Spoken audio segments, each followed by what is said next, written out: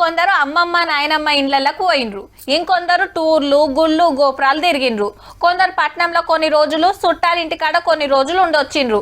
ఇక చేతిలో ఫోన్ ఉందంటే ఛార్జింగ్ కొడిచేదాకా ఫుల్ టైం పాసు, వీడియోలు చూసుడు గేమ్లు ఆడుడు చూస్తుండగానే ఎండాకాలం సెలవులు అయిపోయాయి. రేపటికెళ్ళి స్కూల్లే చాలు కాబట్టే ఇన్ని రోజులు మీ పిల్లలు ఏం చేసిండ్రో గాని పానుమంతులు అంటే గీళ్ళబ్బా.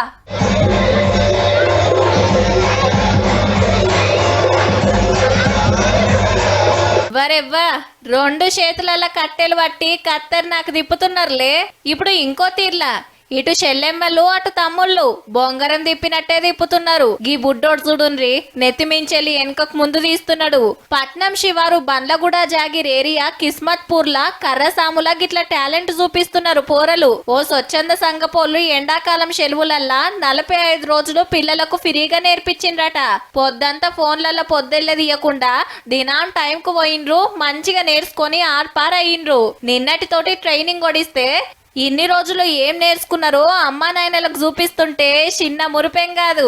మాస్టర్ గీ కాకనే సలాకాకు తాళ్లకు అగ్గి పెట్టి ఎట్లా తిప్పుతున్నాడో.